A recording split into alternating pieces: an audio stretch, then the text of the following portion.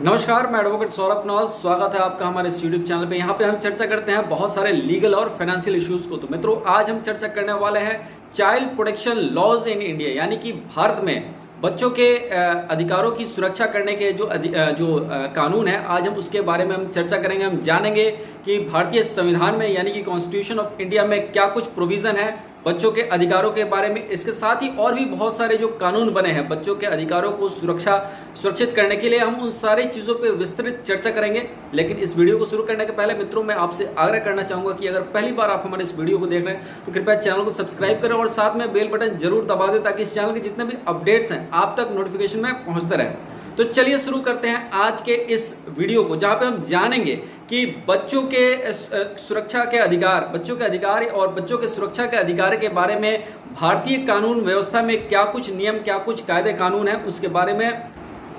भारत जब आजाद हुआ तो उसे एक संविधान मिला, और संविधान मिलने के बाद बहुत सारे ऐसे अधिकार थे जिसे उस वक्त की सरकार, संसाधनों की कमी की वजह से उस वक्त की सरकार जो है तुरंत क्रियान्वित नहीं कर पाई। ऐसी स्थिति में कुछ एक ऐसे अधिकार थे जिन्हें राज्य के नीति निर्देशक तत्व में रख दिया गया था। इनमें से पहला अधिकार जो है, जो बच्चों के भविष्य के लिए काफी जरूरी था, वह था बच्चों को निशुल्क शिक्षा, यानी 14 वर्ष के आयु तक के बच्चों को निशुल्क शिक्षा।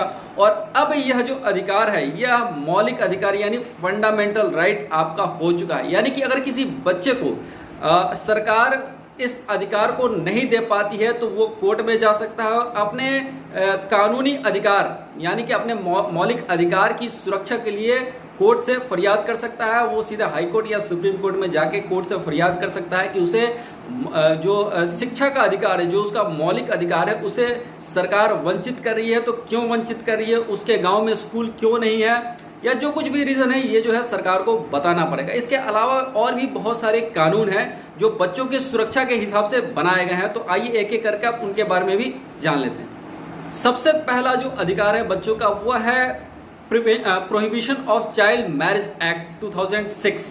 यानी कि किसी भी बच्चे का, अगर वो लड़का है तो 21 वर्ष से कम और लड़की है तो 18 वर्ष से कम की आयु में उसकी शादी नहीं हो सकती है। तो ये एक बहुत बड़ा अधिकार है, क्योंकि पहले के जमाने में बच्चों की शादी बहुत छोटे उम्र में हो जाती थी। और ऐसी स्थिति में, जैसे कि आजकल का जो पाठ्यक्रम है, जो कार्यक्रम है पढ़ाई का, वो काफी लंबा होता है। 20 साल, 22 साल, 25 साल लोगों को अपने पूरे कोर्स को करने में लग जाते हैं, और उसके बाद फिर नौकरी और जॉब। तो ये जो ओरिएंटेशन है, ये जो वेस्टर्न ओरिएंटेशन, जहाँ पे हम पेशे पे ज्यादा, मतलब आज के आधुनिक युग के हिसाब से जो है पढ़ाई के में काफी समय लग जाता है, और इस हिसाब से एक परिपक्वता जो आती है कि कैसे परिवार का नियोजन किया जाए और एक अपने आर्थिक व्यवस्था को, अपनी स्टैंडर्ड ऑफ लिविंग को कैसे इसको बदला जाए, इसे कैसे आधुनिक बनाया जाए। ऐसी स्थिति में जो 21 वर्ष है, इससे पहले लड़के की शादी नहीं हो सकती और लड़की की उम्र कम से कम 18 वर्ष होनी चाहिए। तो यह बच्चों के लिए एक बहुत ही बड़ा ये एक अधिकार था कि अब उन्हें वह समय मिल पा रहा है जहां पे वो अपने व्यक्तित्व के विकास के लिए, अपने जीवन स्तर को उठाने के लिए जो है उस पर ध्यान दे सकते हैं, अपने पढ़ाई लिखाई पे ध्यान दे सकते हैं। पारिवारिक जिम्मेदारियां में फंस जाने पे उनकी ये स्थितियां यहाँ पे कमजोर हो जाती थी। तो ऐसी स्थिति में बच्चों को जो है, उनको ये साफ तौर पे कहा गया है कि 21 वर्ष से पहले लड़के की शादी और 18 वर्ष से पूर्व लड़की की शादी नहीं हो सकती है।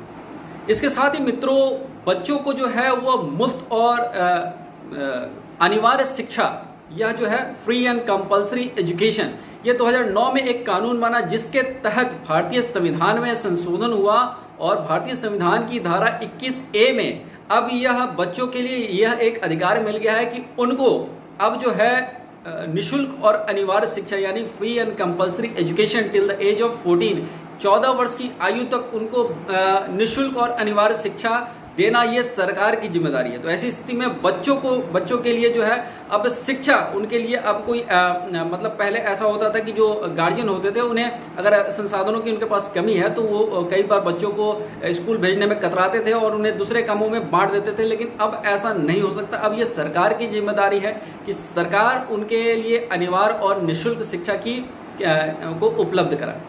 इसके अलावा एक और है, जो कभी कभी बच्चों को, मान लीजिए कि किसी तरह का कोई इस तरह सेक्सुअल ऑफेंस हो जाता है, तो उससे भी प्रोटेक्ट करने के लिए पॉक्सो एक्ट को 2012 में लाया गया, जो ये काफ़ी संवेदनशील है। इस पर सरकार और न्यायपालिका काफ़ी संवेदनशील होती है और इसके लिए एक स्पेशल कोर्ट होता है, तो उसमें ये सारी न्यायिक प्रक्रिया होती है। तो इस तरह के जो वारदात होते हैं जिसमें बच्चों को शिकार बनाया जाता है, तो वैसी स्थिति में भी इस पर बहुत ही सख्त और कठोर कानून और बहुत सख्त कानून और कठोर सजा का इसमें जो है इसमें सारे जो है प्रोविज़न है। तो ये जो है 2012 में पॉक्सो एक्ट आया था। ये भी एक बच्चों के जो सुरक्षा है उसके हिसाब से ये बहुत ही महत्वपूर्ण, ये बहुत ही एक सख्त कानून है। मित्रों, इसके साथ ही इमोरल ट्रैफिकिंग एक्ट 1987, इसमें भी अगर कोई बच्चों की बाल तस्करी करता है, बच्चों या बच्चियों की कोई बाल तस्करी करता है, तो वह भी एक बहुत ही बड़ा जघन्य, इसको संगीन अपराध कहा जाता है और इसके लिए बहुत ही कठोर सजा के प्रोविज़न इसमें दिए गए हैं, द इमोरल ट्रैफिकिंग एक्ट 1987। तो ये भी बच्चों के अधिकारों की सुरक्षा करता है कि कोई भी बाल श्रम या किसी भी वजह से कोई बच्चों की ट्रैफिकिंग, यानी कि उसकी यहाँ से वहाँ ले जाने की जो पूरी प्रक्रिया होती है कि बच्चों को यहाँ से उठा के दूसरी जगह, तो इस तरह का जो कोई भी व्यक्ति है इस तरह के चीज़ों में संलिप्त होता है या पकड़ा जाता है, तो उसको कठोर सजा दी जाती है। मित्रों, साथ के साथ चाइल्ड लेबर एक्ट भी 14 वर्ष से कम आयु के बच्चों को जो है वह इंडस्ट्रीज में, कुछ ऐसे इंडस्ट्रीज हैं जो काफ़ी हजार्डियस हैं, स्वास्थ्य के लिए काफ़ी हानिकारक हैं, तो वैसे जो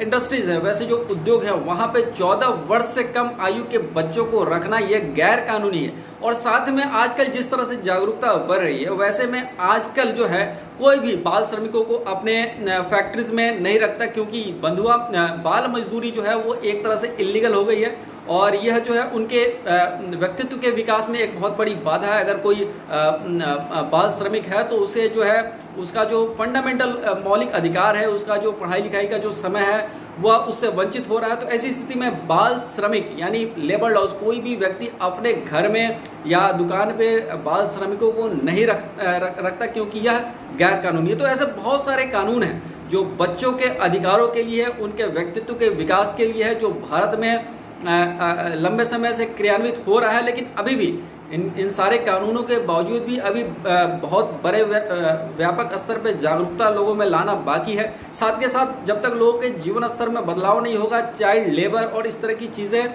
जो है होती रहेंगी और कानून के प्रति जब तक बच्चों के बीच में एक जागरूकता नहीं लाया जाएगा, जब तक बच्चे अपने हकों के बारे में, अपने अधिकारों के बारे में जागरूक नहीं होंगे, तब तक इस तरह के जो है चाइल्ड लेबर वगैरह वगैरह जो कुछ भी उनकी पढ़ाई हो रही है वो रोजगार से जुड़कर हो, ताकि उन्हें आगे चल कर रोजगार मिलने में कोई ज़्यादा दिक्कत ना हो। तो इस तरह की अगर हमारी शिक्षा व्यवस्था रहेगी तो इस तरह के जो कानून हैं उनके सफल होने के चांसेस ज़्यादा हो जाते हैं। तो आज के लिए बस इतना ही, मिलते हैं फिर एक नए वीडियो के साथ। तब तक के लिए अपना ख्याल रखिएगा।